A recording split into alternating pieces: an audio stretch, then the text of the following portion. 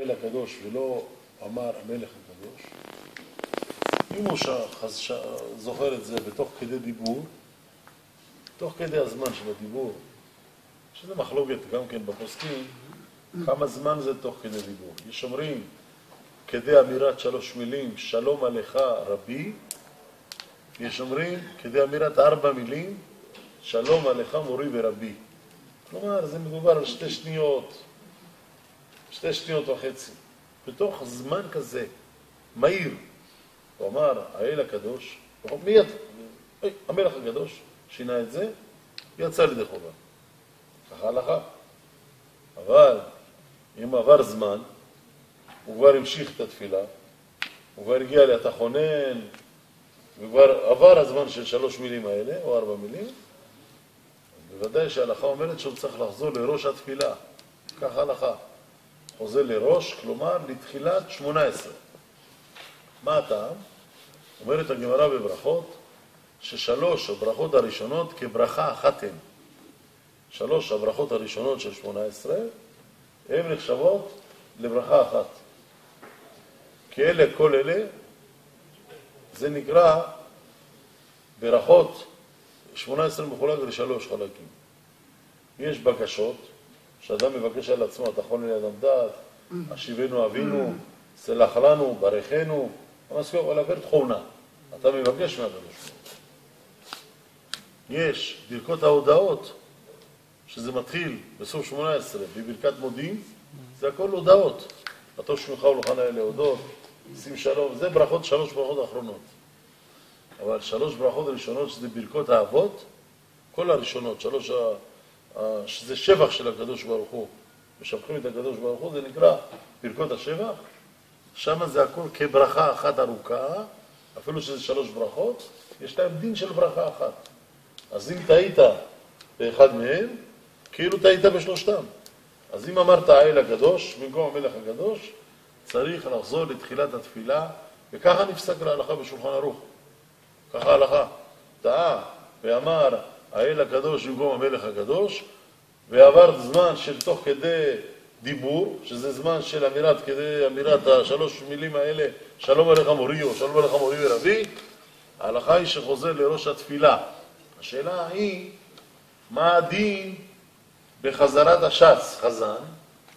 כבר הציבור אמרו נקדישך ונעריצך. אחרי שאמרו נקדישך, הוא הגיע לבית הקדוש. ובית הקדוש, במקום להגיד המלך הקדוש, הוא אומר האל הקדוש. ועבר זמן של תוך כדי אמירת הזמן הזה. אז צריכים לכאורה, כי אם הדין אומר שצריך לחזור לראש התפילה, אז צריך לחזור לראש התפילה. אז צריך להגיד פעם שנייה נקדישך. ככה זה יוצא. או יש חילוק בין ציבור לבין תפילת יחיד. יש הבדל בין אחד שמתפלל, תפילת יחיד, לבין חזרת שץ, שצריך ציבור חוזר בתפילה, אולי דין שונה, אבל לכאורה אין הבדל. כי הגמרא לא חילקה בזה, הגמרא אומרת, טעה ואמר האל הקדוש במקום המלך הקדוש, חוזר לראש. והגמרא לא חילקה בין ציבור לבין יחיד. בין חזרת השץ לבין הברכות שבן אדם מתפלל בינו לבין עצמו, בעמידה, תפילת העמידה. שאלה, לכאורה בפשטות, באמת, הרבה מאוד גאונים, השאלה הזאת שאלו אותה לפני 400 שנה כבר, 350 שנה, באמת הרבה מאוד גאונים פסקו שחוזר לראש התפילה. כך גם הגאון בן איש חי פסק, בהלכות שלו, שאפילו ציבור שחזרו כבר, עשו חזרת השץ, וטעה בחזרת השץ ואמר, האל הקדוש במקום המלך הקדוש, חוזר לראש התפילה, ויגידו הציבור נקדישך ונעריצך פעם שנייה. כן, ככה הם פוסקים, הרבה מאוד פוסקים פסקו את זה. היה גאון אחד, רבי אהרון הלוי, שפסק את זה לפני 400 שנה, ואחריו נמשכו כל גדולי הפוסקים. כולם, בלי יוצא מן הכלל כמעט, כולם פסקו ככה, וגם הגאון בן איש חי, שהוא היה אחרון הפוסקים, עד לפני הדור האחרון, גם פסק ככה, נמשך אחריהם, גם פסק ככה. גם בספר שאלות ותשובות איש מצליח, של הרב מצליח מזוז, הגאון מתוניס, גם פסק ככה, חוזר לראש התפילה, כלומר מתחיל מההתחלה. כל זה טוב ויפה, אבל מה לעשות שמצאנו מאירי מפורש, מאירי, זה אחד מהראשונים, שהוא בדיוק על השאלה הזאת דן, במסכת ברכות. והוא כותב, שימו לב לסגנון שלו, הוא אומר כך, שליח ציבור שטעה ואמר, האל הקדוש במקום המלך הקדוש, הוא אומר, לא חוזר לראש התפילה. למה? הוא אומר, שאמרו הציבור קדוש קדוש לקדישך ונרצח, זה קבע חשיבות לעצמו, כאילו זה מקום, תחנה נפרדת משם, לכן הציבור, השליח ציבור הזה יחזור, רק אל הברכה האחרונה בלבד, אתה קדוש ושמך קדוש, רק על זה בלבד הוא חוזר, ולא חוזר לראש התפילה. מאיפה מביא ראיה? שימו לב. יש בתלמוד ירושלמי, עשרה ברכות, כתוב ככה, היה חזן אחד, קראו לו בטיטי, כך קראו לו, זה לא בתשוויל, זה בטיטי. כך קראו לו, ציבור קראו לו בטיטי, והוא השתתק באופנים. מה זאת אומרת? ביוצא, תפילת יוצא, לפני שמע ישראל, ביוצרות, אנחנו גם כן קדושה, קדוש גם וכו'. אחרי שאומרים את זה, אומרים, והאופנים וחיות הקודש, הוא אמר קדוש קדוש והציבור ענה אחריו, וכשהגיע למילים האלה והאופנים וחיות הקודש, לא עליכם השתתק.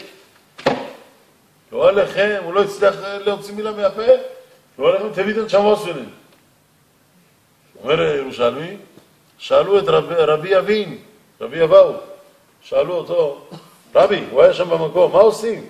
החזן שעולה עכשיו אחריו, מאיפה ממשיך? הוא ממשיך איפה שהוא סיים, או מתחיל מתחילת יוצרות? מאיפה הוא צריך לעשות? אמר להם, רבי אבאו, כיוון שהציבור אמר קדושה, זה כבר נחשב כמו תחנה, מקום חשוב לעצמו. ולכן, אז זה שעולה אחריו ימשיך ממקום שפסק הראשון. כלומר, שהוא עולה השני, החזן השני, ממשיך בברכה, והאופנים וחיות הקודש, ורעש גדול מתעשרים לעומת השרפים, לעומתם משבחים ואומרים, ככה הוא ממשיך את התפילה שלו. ככה כתוב בירושלמי. והדין הזה פסק אותו מרן בשולחן ערוך.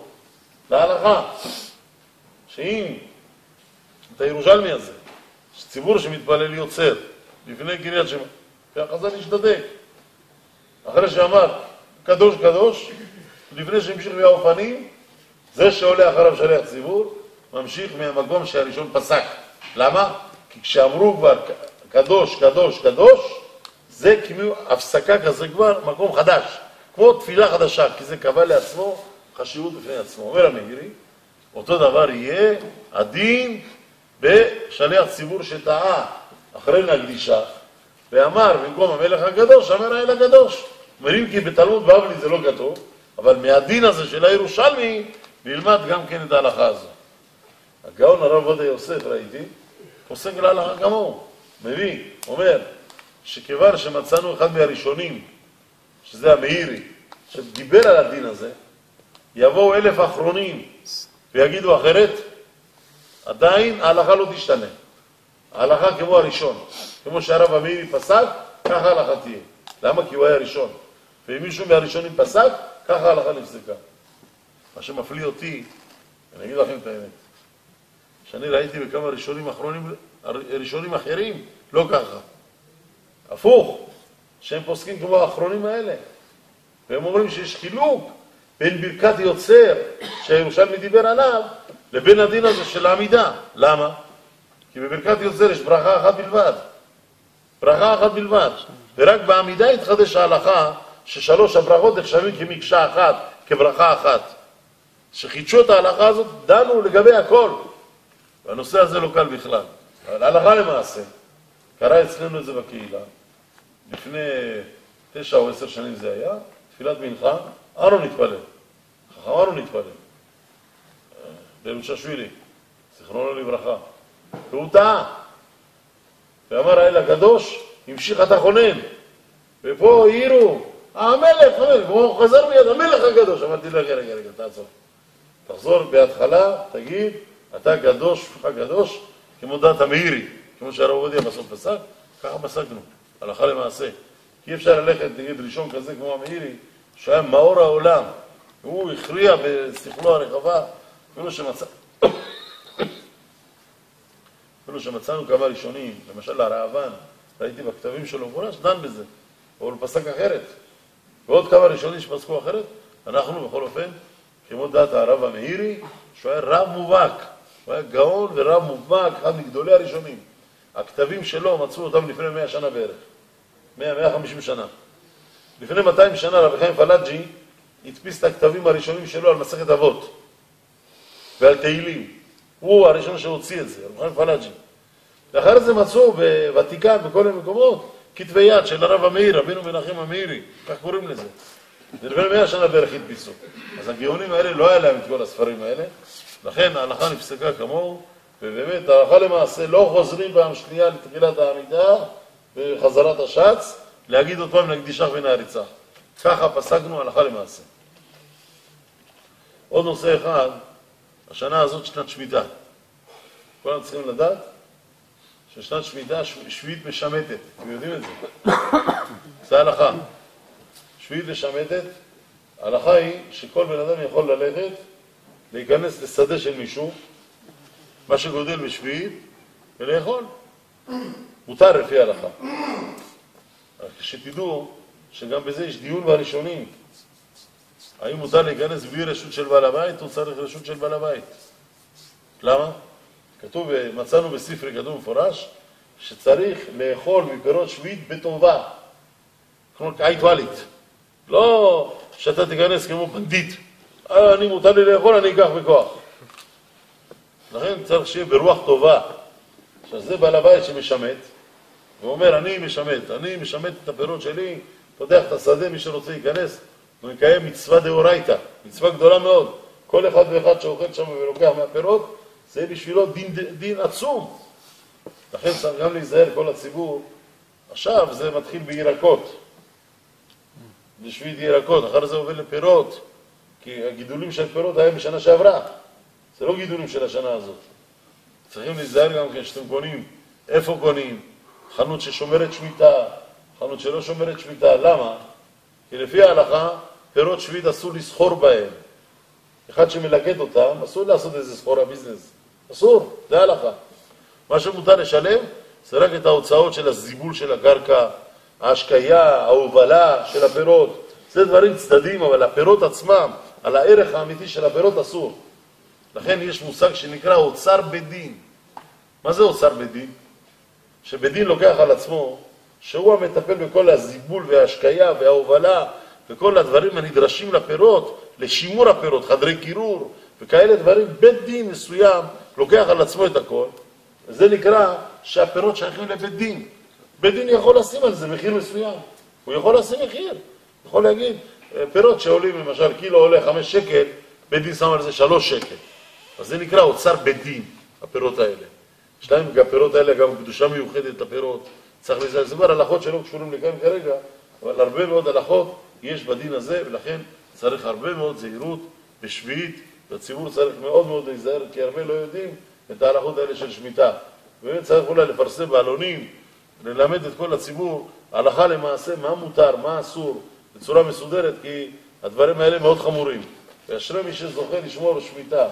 כתוב, אין בן דוד בא, ככה לשון, אלא במוצאי שביעית, שזה שמיטה, בן דוד, זאת אומרת, זה זמן הכי את רצון שמשיח בן דוד צריך להתגלות, זה מוצאי שביעית. השנה הזאת גם שנה טובה, בעזרת השם. יש הרבה סימנים לדברים טובים, אני אומר מבחינת העם, אני לא אומר מבחינת המצבים הביטחוניים, או מבחינת המצבים של המשטרה וכל הבלגנים שאני שומע שיש בארץ הזאת עכשיו. מה זה? זה כל המשטרה על הרגליים, זה משתלח בזה וזה משתלח בזה, מה הולך כאן? הבלגנים יש כאן. חייבים לעשות שלום, אבל כל הבלגנים הם מחוץ לזה.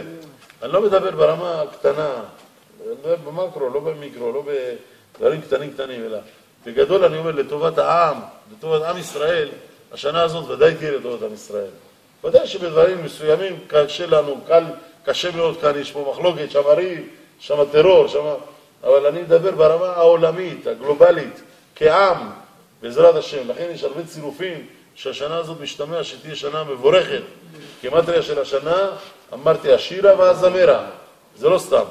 שיהיה לנו זמרה בעזרת השם, שיהיה לנו שירה, שיהיה לנו שמחה, שהקדוש ברוך הוא ישמח את כל הלבבות, אמן כן יהי רצון.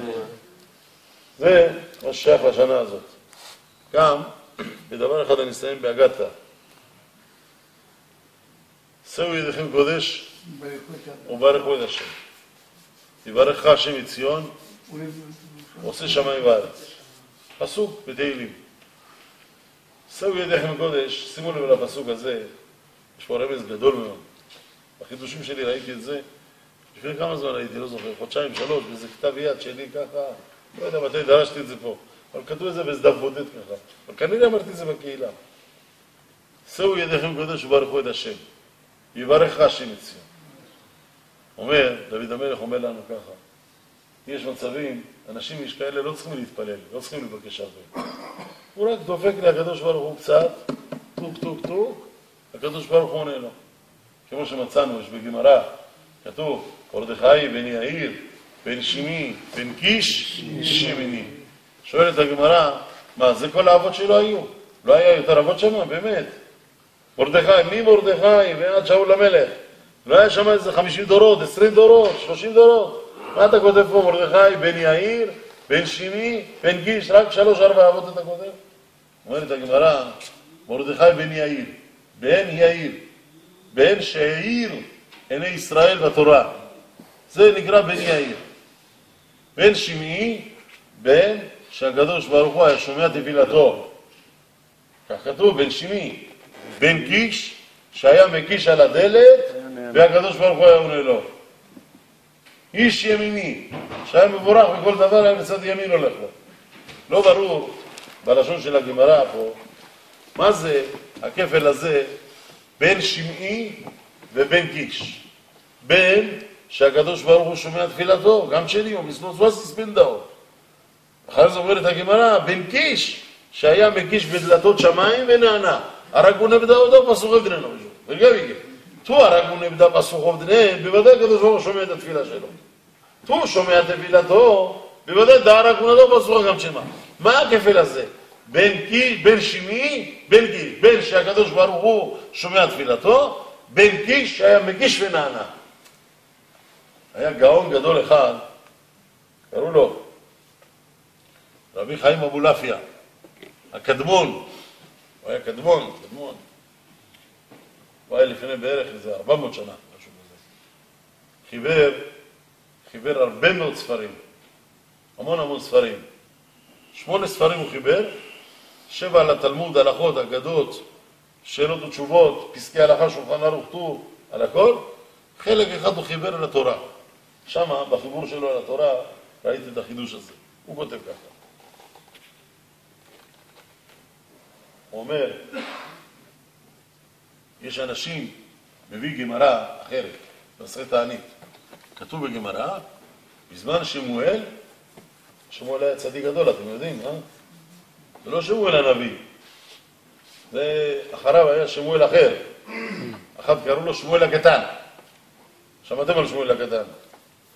כתוב בגמרא, בסנהדרין, סוף פרק ראשון, שיצא בת קול מהשמיים ואמרה עליו, יש פה אחד שראוי שתשרה עליו שכינה כמשה רבנו. ושמו אנשים את עיניהם, אמרו מי זה? שמואל הקטן. הוא היה שמואל הגדול, אבל אמרו הוא קטן קצת משמואל הגדול. עם חילה שמואל יצנדב אותה. אדם גדול היה שתדעו. דרך אגב, אבא שלו מוזכר בכל התלמוד, אבא שלו כתוב בתלמוד בשם אבוה דשמואל. האבא של שמואל, ככה אמר. יש כמה חידושים גדולים ממנו. יש בגמרא בכתובות, כמה חידושים שהגמרא מזכירה אותו. יש גמרא בנידה, כמה דברים שהגמרא מזכירה אותו. ממש כמה חידושים גדולים, בזבחים. יש 2 סוגיות שהגמרא מזכירה, אבוה דשמואל, שהוא אמר ככה. חידושים עצומים, הוא היה אדם ענק. אבל השם שלו היה אבא. אתם יודעים את זה, קראו לו אבא. אבל בתלמוד הוא מוזכר בתור אבוה דשמואל. אמרתי לכם פעם אחת, שהטעם לזה למה הוא מוזכר בתור אבוה דשמואל? למה הוא מוזכר בתור אבא של שמואל? למה לא מזכירים אותו פילטה וסחלי? שרק מה אינטרסים שעושים המים? מה זה מעניין אותנו, אבא של מי הוא היה? למה מזכירים אותו בתור אבא של שמואל? למה? כי על שמואל היה בעיה. יש את זה בתלמוד ירושלמי, שהתוספות מזכיר את זה. במסכת קידושין דף ע"ג. גם הראש במקום שם מביא את זה. שימו לב, דבר מאוד מעניין. האישה שהלך ועלה למדינת היה, בן אדם הלך לחוץ לארץ, עובד ברומניה, באיטליה, אצל ג'ובני, לא יודע, שם כל מיני, עובד אצלם, הוא לא נמצא בארץ. והניח את אשתו, השאיר אותה בארץ, ועבר זמן, פתאום האישה מעוברת. לא יודעים עכשיו מה, האבא, כולם יודעים שכל השכנים, שהאדון הזה נמצא בחוץ לארץ, הוא לא נמצא בכלל בארץ. הבן אדם לא נמצא בארץ. האישה מעוברת, ויש את איש. ההלכה אומרת, אם הבעל הזה לא חזר 9 חודשים, בוא נגיד, בוודאי שהילד ממזר. אפילו מניחים 12 חודש, עד 12 חודש. למה? הגמרא בנידה אומרת שוולד, ילד, יכול לשהות במעי אמו עד 12 חודשים, לא יותר מזה. יותר מזה אין מצב. וגם מבחינה רפואית, שתדעו, בדקו את זה בדורות האחרונים, הם בהלם, מאיפה התלמוד ידע את זה.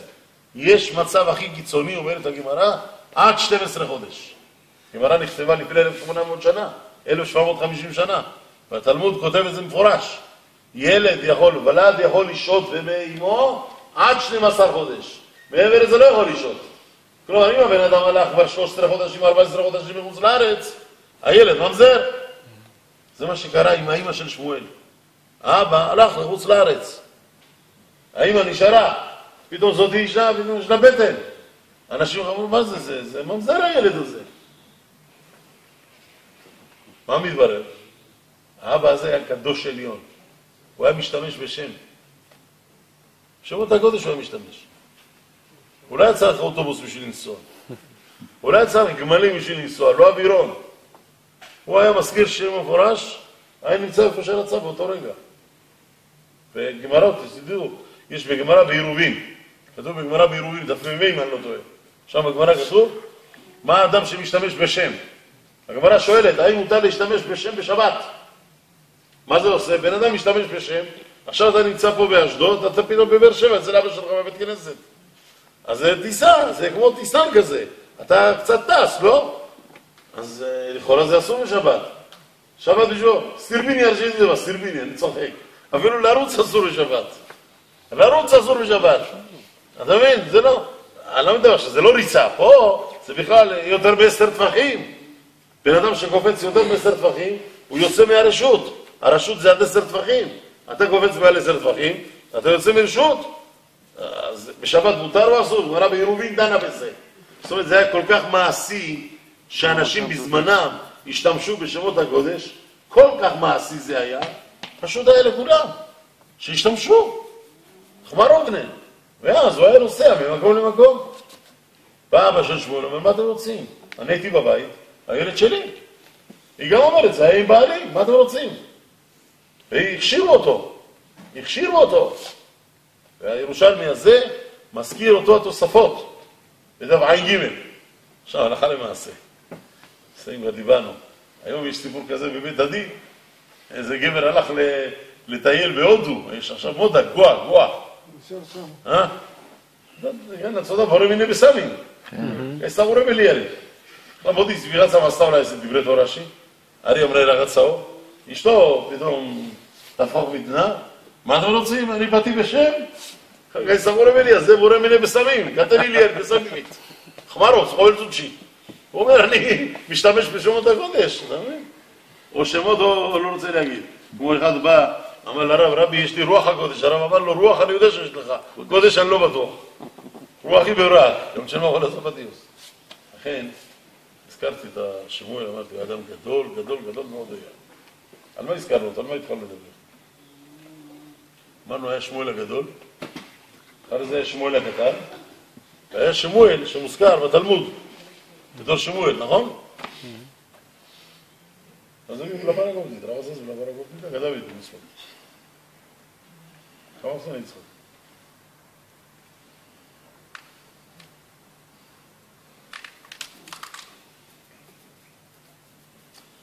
אני חוזר לנושא של שאו ידיכם קודש, מזה התחלתי. 3 ראשונות זה שבח לקדוש ברוך הוא. אמרתי, הזכרתי את הרב הזה רבי חיים אבולעפיה, בן יאיר, בן שימי, בן גיש. הוא שואל למה צריך להגיד גם בן שימי, בן גיש? אז הוא מביא סיפור. מעשה בגמרא כתוב בתענית. בזמן שמואל, גזר תענית על הציבור. כך כתוב בגמרא. מדובר על השמואל הזה. זה שאבא שלו, זה אבו עדי שמואל.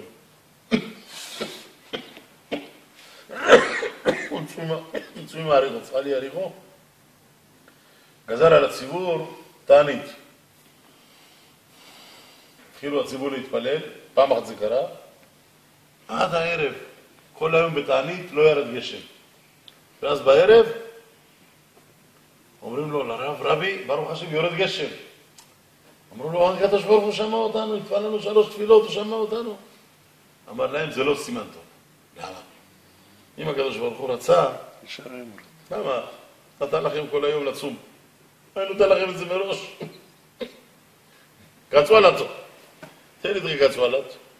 עד שאמר האדון, שהתמקמק. למה הדבר דומה? הוא מביא להם משל. בן אדם בא אצל איזה עשיר, רוצה להיכנס אז לא במשרד. העשיר לא רוצה להכניס אותו. הוא אומר לעוזרים שלו, עצו עלתו, סולי אמור רתו. סנה מרמו איתכו, סוהר מחוצי באור, סעה טובית, שעות שיעמוד בחוצו. מסגרת, בסוף הכניסו אותו. אבל זה נקרא להכניס בן אדם, עד שהתמקמק, כברי סנה. זה יגיד, כדה ברונדסו, אלא הוא חרדנאו, משהו שמויגון את שמתנאו. ככה הקדוש ברוך הוא עשה לכם, אומר להם. מקמק אתכם מכל הכיוונים. קצרו עלת, קצ'ה חירת, קלוצת, קטה חליטת, פתאום, תן גשם, תן להם גשם. זה לא טוב.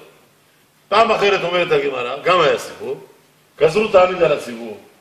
שמואל, גזר תענית על הציבור, לא היה גשם גם פעם אחרת. התחילו להתפלל בבוקר, שחרית, ירד גשם. אמרו לו, רבי, כמה שאין ממיוגות שאין לוצות שקראו. כמה זה לא טוב. למה לא טוב? למה דבר דומה הודע? לבן אדם שבא אצל איזה עשיר, רוצה לבקש משהו. העשיר אומר, אני לא רוצה לראות אותו, תכניס אותו מהר, שיקבל מה הוא רוצה, תעיף אותו מכאן. ככה הוא עשה לכם. שואלת הגמרא, אז מתי זה כן נקרא תפילה טובה? לפי שמואל. כמי המליצה גם כשמה מקמק אתכם. לא טוב, נתן לכם להצטער. נתן מוקדם על ההתחלה שהתחילו להגיד, השם שפת הידידך התחיל, כבר נתן גשם בלי להגיד אפילו משיב הרוח מוריד הגשם. לא טוב. מה טוב? מתי זה טוב? אומרת הגמרא, זה טוב שבן אדם מבקש, מתפלל, ומיד אחרי שהוא התפלל הוא נענה, אבל הספיק להתפלל. היא לא צה. תחובה גם שנדע, זה נראה טוב שהקדוש ברוך הוא נותן מיד אחרי התפילה. אמר השם שפתי תפתח, משיב הרוח, מוריד הגשם, ברך עלינו, ואז אחרי ברך עלינו, גשמים של ברכה מתחילים, זה מראה שהבן אדם הזה, ברוך השם, הקדוש ברוך הוא אוהב אותו. אומר הרב, זה הכוונה של הגמרא. מרדכי בן יאיר, בן שימי, בן גיש. בן שימי, שהקדוש ברוך הוא שומע תפילתו. אבל מתי שומע תפילתו? לא נתן לו לחכות כל היום שהתפלל, אלא בן גיש. הוא רק היה מגיש מתפלל, מסיים את התפילה בנושא, הקדוש ברוך הוא נתן לו. על דרך זה פירשתי את הפסוק. שאו ידיהם גודש, וברכו את השם. אומר דוד המלך לצדיקים, כן, אתם אנשים צדיקים, לא צריכים הרבה. מספיק שאתם נושאים את הידיים בתפילה לקדוש ברוך הוא, ורק אומרים ברכו את השם, מברכים את הקדוש ברוך הוא. 3 ראשונות הרי זה ברכות השבח של הקדוש ברוך הוא. משבחים אותו, מברכים את הקדוש ברוך הוא. מיד אחרי שאתם מסיימים את 3 ראשונות, יברכך השם מציון. נותן לך שפע של ברכה, בלי שאתה צריך להתחנן על כל דבר. תגיד, מרדו גרסתי ניגק, לא צועה הודעה? כמה צ'ני דנו גרצגך, צ'נה בגריר, הודעה היא לא צועה? חוי ציסידה לא צוימה. הקדוש ברוך הוא נותן לך, גרץ לבסוג והודעה, אסתרי תפילה מעלייתה. תעלו צוי לי, קורותחהו לי, בדמיירי לא צועה. רומס תסרו גם צ'ני ריבול עובדה, אסתרי את רצוני גם צ'ני תנאו. ומתון, התחלתי בדין של 3 ראשונות, את הפסק דין, לגבי הדין של אמר, האל הקדוש במקום המלך הקדוש בציבור, שלא חוזר מתחילת 3 ראשונות, ככה הלכה למעשה. חוזר רק לאתה קדוש, ככה פסקנו. והראינו גם כן כמה המעלה הגדולה של התפילה הזאת, של התפילות, שאדם יכול להתפלל באיזה צורה, באיזה שלבים, איך התפילות מסודרות. רבות רעות צדיק, ומכולם יצילנו השם. אם תספרו בתפילת 18, 26 פעמים כתוב שמו של הקדוש ברוך הוא. בדיוק 26 פעמים. כל תפילת 18. יש בדיוק 26 פעמים שמו של הקדוש ברוך הוא. למה 26 פעמים? אם תיקחו 26 כפול 26, כמטריה רעות. רבות רעות הצדיק, אבל מכולם יצילנו השם. שם השם בכפל שלו 26 כפול 26, כמטריה בדיוק רעות, שזה מבטל את כל הצרות והרעות, והקדוש ברוך הוא גוזר עלינו גזרות טובות. אנחנו נמצאים בליל הושענא רבה. איזה לילה קדוש, איזה לילה גדול, שכל בית ישראל יושבים, הוגים בתורה, לומדים משנה תורה, תהילים. שתדעו מה זה תהילים. תדעו לכם, תהילים זה ספר עצום, ספר שכל אחד יכול לדבר עם הקדוש ברוך הוא במילים שדוד כתב, ולהכניס את הבקשות האישיות שלכם בפנים. ויש בתהילים 1080 קנלים, דרכים, שתדעו, ספר עצום מבחינת הבטא בתוכו, להבין מה זה הספר הזה, הוא קדוש, ספר עצום, והוא מזמר עריצים, מוריד את כל מידות הדין, מחליש את כל מידות הדין, והכל רמוז בתוך הספר הקדוש הזה. ולא סתם הגמרא אומרת כמה פסוקים יש בתהילים, אומרת הגמרא בציר מתורה וכו', בגמרא בקידושין דף למד, יש בזה סודות עליונים שהקדוש ברוך הוא יקבל את כל התפילות שלנו באהבה, ושנקבל את התורה, שמחת תורה, שתהיה אמיתית, שלמה, עם שמחת הלב, עם הרבה אושר, שתהיה לנו שנה מבורכת, שנת בריאות לכולם, שנת הצלחה, שנת פרנסה ושפע, בריאה ורבייה ובתורה. כל אחד ראש השנה וכיפור, שאני אומר את זה, יצלח לנו שערי אורה, כל אחד על מה שכואב לו, זה הוא צועק. כשאני מגיע לפער רפואה שלמה, אני שומע קצבי, חלבי, ברוך השם, כולם מאוגדים, כולם מאוחדים. למה? רפואה שלמה כולם צריכים, אמן, כולם צועקים. כשאני מגיע לשערי תורה, זה דברים יותר חשובים, תאמינו לי. רק בן אדם שהוגה בתורה, הקדוש ברוך הוא מציל אותו מהכל. אין לכם מושג מה זה תורה. תורה זה הדבר, זה תלמוד, זה הסוד של העולם. אשרי בן אדם שלומד גמרא, כל הדברים, כל המוח שלו נפתח בלימוד, שתדעו, תלמוד, שום ספר, שאף אחד לא יבלבל אתכם.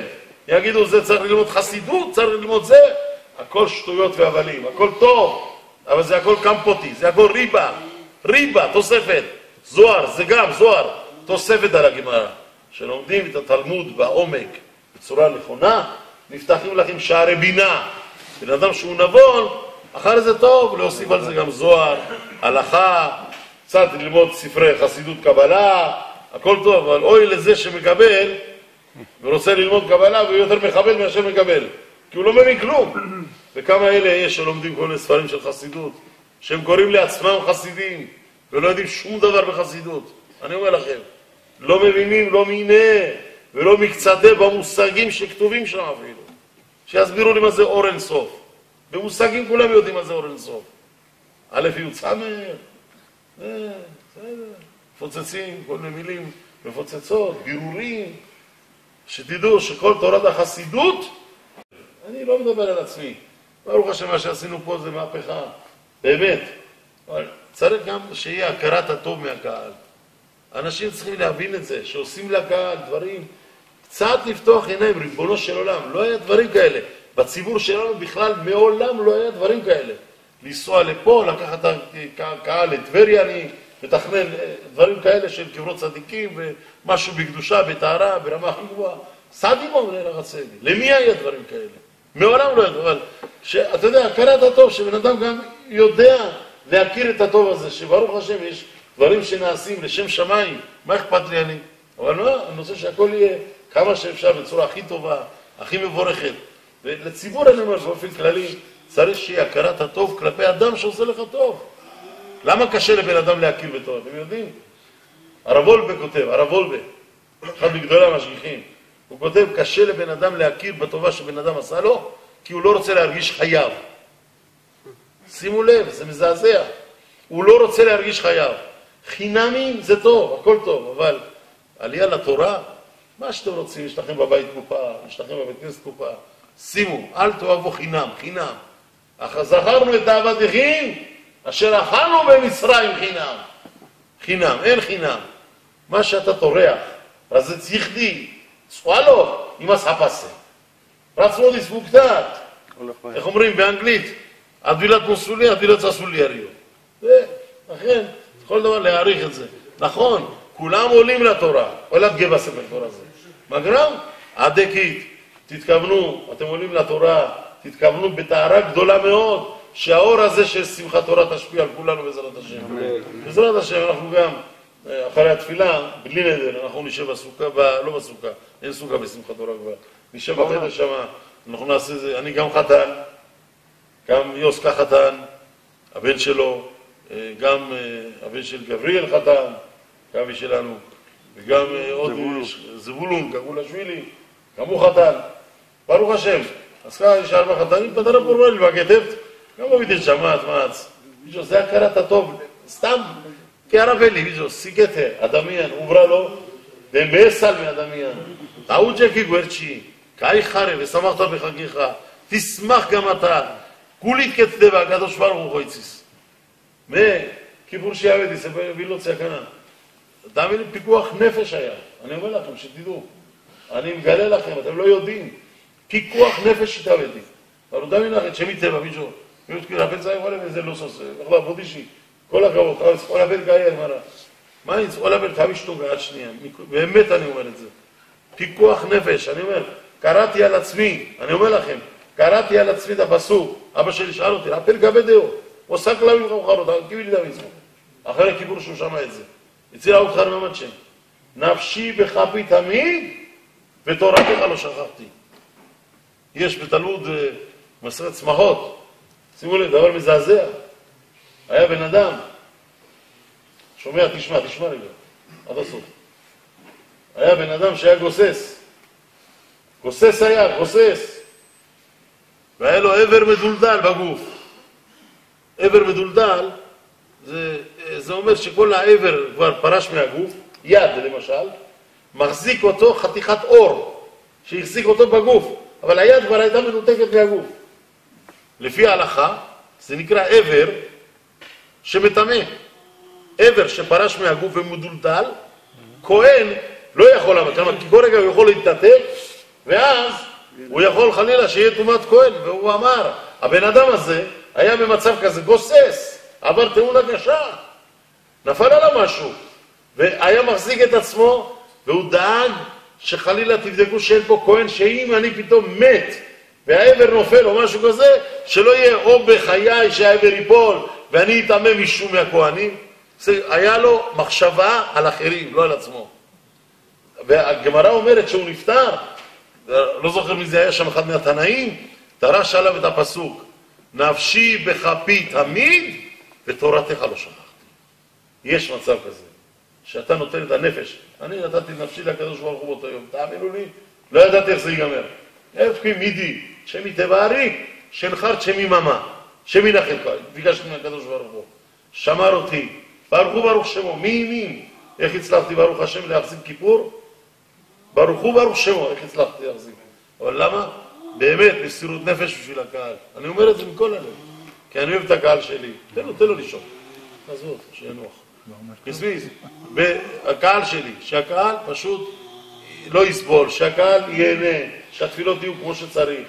וכמה שני שגויצי עושה, מני רצון, שבעזרת השם נחזיק להיות קהל עד 180 שנה, שלא יידח מאיתנו אף אחד מהקהילה, שכולם יהיו לי בריאים, שלמים, מאושרים, והכי שמחים שאפשר. ורק שאני אראה חופות של הילדים שלכם, של הנינים שלכם, של הנכדים שלכם, בשמחות וגילה מני רצון דה. זה המטרה וזה הברכה, תפילה שאני מברך את עצמי עם הקהל שלי. זה הבית שלי, שתבין, אין לי משהו אחר. זה הבית, תמיד אני חושב על המקום, איך לגדל, לרומם, יותר לחזק את הקהילה, לעשות דברים לקהילה. זה המטרה שלי תמיד. הוא עד, הוא יודע מלמעלה, אוכל לימות וכליות. הוא יכול להעיד עליי על זה, ב100% אני יכול. גמרא אומרת, תעשו לבן אדם להגיד שהוא יעיד, אבל אני יכול להגיד. כי אני אומר לכם, זה נקי, זה 1,000,000% ככה. ככה זה. אין אצלי שום גרם אחד של פנייה לכיוון אחר. הכל, קהל. סוג נגידכם, אמרת שמי. שהוא יגלם את האב, בשבילו. יגלם את האב. ככה זה. ברוך השם. שהקדוש ברוך הוא יהיה איתנו דה. גם שני שגויצי עושה מני. בשמחת תורה, בעזרת השם, אני מבקש. אני אומר, הנה, הקהל שנמצא פה. זה הנריבי שלי. עכשיו, תילה זה כל המורה. ברוך השם.